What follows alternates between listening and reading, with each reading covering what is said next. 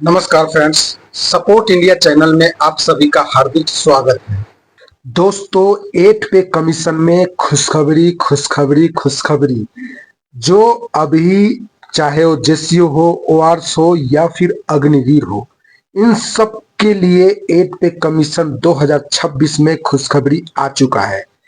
खुशखबरी क्या है और पेमेंट कितना बढ़ने वाला है और कितना होने वाला है, ये सारे डिटेल्स मैं आज इस वीडियो के माध्यम से दिखाने वाला हूं और सुनाने वाला हूं।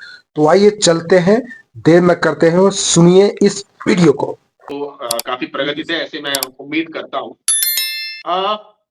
बात बिल्कुल सही है, बात पुरानी है लेकिन बात बहुत जरूरी है। और वेतन आयोग जो कि 1 तारीख से लागू होना है, हो चुका है। अगर देखा जाए तो घोषणा करी गई थी 1 जनवरी 26 से लागू हो जाएगा। लागू होने का मतलब ये है कि इसके जो जब रिकमेंडेशन आएंगे और उसके बाद जब आपको पैसे मिलेंगे वो 1 जनवरी से कैलकुलेट होंगे। यानी कि जब जब भी इसका फाइनल रिजल्ट आता है आपको सारा पेमेंट्स एंड पर्क्स 1 जनवरी से कैलकुलेट होके मिलेगा। पहली चीज। अब रही बात फिटमेंट फैक्टर की, तो सरकार ही जानती है, वही बता सकती है। इसके बारे में कुछ भी कयास लगाना अभी जल्दबाजी है, क्योंकि अभी तो कमेटी गठित हो रही है। वो अलग अलग जगहों पर एनालाइज करेंगी, अलग अलग जगहों के दौरे करेंगी और उसके बाद उनको महंगाई और तमाम चीजों को एनालाइज करने के बाद वो फिटमेंट फैक्टर घोषित होगा। अब जैसा आपने कहा था कि हम लोगों की एक बड़ी स्वाभाविक सी चीज होती है कि हम पुराने से कंपेयर करते हैं। पुराने पे कमीशन में जैसे आपने बताया कि 2.57 था फिटमेंट फैक्टर, उसी हिसाब से आपकी जो पेमेंट थी वो डबल हो गई थी और कुछ मामलों में आपके जो पर्क्स थे वो डबल से भी ज्यादा हो गए थे। तो अगर वही रहता है तो आप ये भी मान के चलिए कि इस बार भी आपकी पेमेंट ऑलमोस्ट डबल तो होनी ही है। आ, उसमें डबल पेमेंट आपकी डबल होगी, बेसिक पे डबल होगी।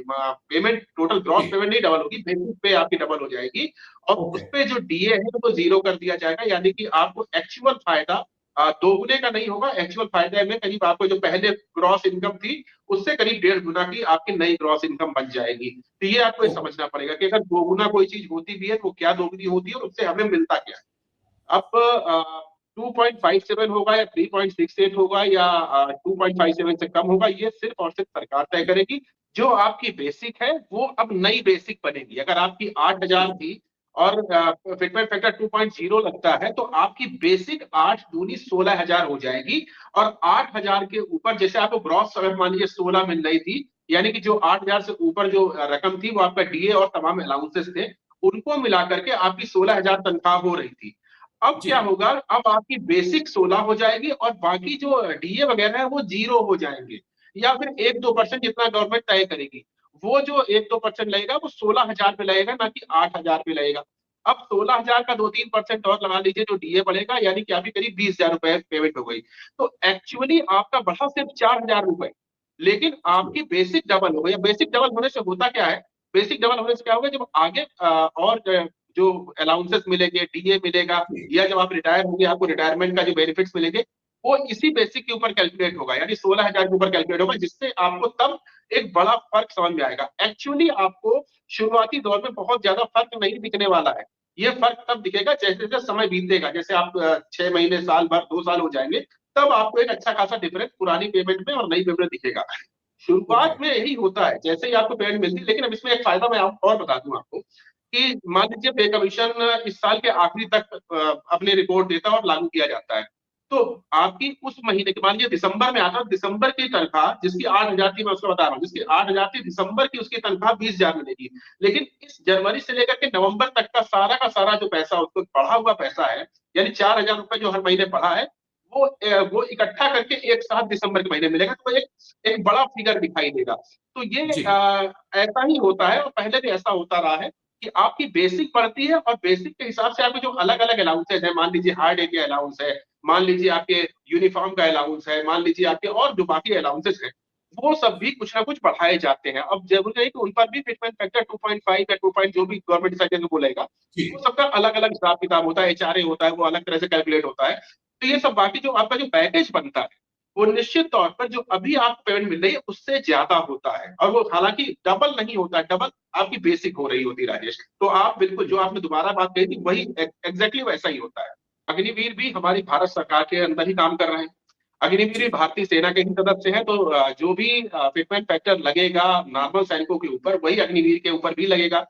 तो अगर आज अग्निवीर को 40,000 रुपए मिल रहे हैं, तो जो भी आपका जो नया जो फिटमेंट फैक्टर लगने के बाद जो भी सरकार डिसाइड करेगी, वो आपके ऊपर भी लगेगा। यानी जिसको अगर अभी ग्रॉस 40,000 मिल रहा है, वो निश्चित तौर पर कम से कम अवस्था में 50,000 तो पहुंच ही जाएगी उसकी तनख्वाह, उसके ऊपर भी जा सकता है।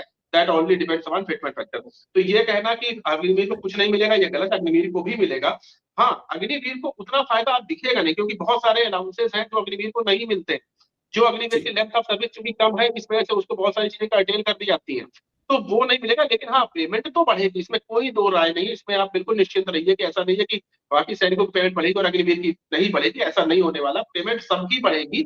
लेकिन हाँ, अब गवर्नमेंट ने चूंकि बाइफरकेशन कर दिया है कि नॉर्मल सैनिकों को कुछ अलग चीजें, अग्निवीर को कुछ अलग चीजें, उनका उनका कैलकुलेशन ऑफ पेमेंट अलग ढंग से, इनका अलग ढंग से, उनकी पेमेंट में कटिंग कुछ और तरीके से, अग्निवीर की अलग तरीके से। तो ये तो गवर्नमेंट ही डिसाइड करेगी इनका क्या करना है। लेकिन रही बात पेमेंट बढ़ने की, तो पेमेंट 100% बढ़ेगी, इस पे आप निश्चिंत रहिए। जो भी फिटमेंट फैक्टर लगेगा वो अग्निवीर की तनख्वाह के ऊपर भी लगेगा। जिसकी जितनी तनख्वाह अभी ग्रॉस मिल रही है, उसको आप फिटमेंट फैक्टर के हिसाब से जोड़ेंगे, तो आपको बढ़ी हुई तनख्वाह मिलेगी। और लेकिन उसी हिसाब से चूंकि अग्निवीर की पेमेंट से काफी कुछ काटा भी जा रहा है, जो उसको बाद में मिलेगा, तो उस तरह से इसकी कटिंग भी बढ़ सकती है। हमको भी ध्यान रखना चाहिए। जो आपकी पेमेंट से कुछ कुछ आपका उसका अंश निकाल करके आपको बाद में रिटायरमेंट के टाइम 4 साल बाद दिया जाएगा, तो उसमें भी आपका कुछ बदलाव देखने को मिल सकता है। यानी कि निश्चित तौर पर पेमेंट भी बढ़ेगी, और आपका जो फिगर जो कटता है हर महीने, जो आपको रिटायरमेंट के टाइम पे मिलेगा 4 साल बाद, वो भी बदला हुआ दिखाई देगा। तो पेमेंट भी बढ़ेगी, कटौती भी बढ़ेगी, लेकिन कुल मिलाकर के फायदा आपको होने वाला है। तो फ्रेंड्स, मैं इसी के साथ इस वीडियो को एंड करता हूं। वीडियो को लाइक, शेयर और सब्सक्राइब जरूर करें। Okay, thank you. जय हिंद, जय भारत, नमस्कार।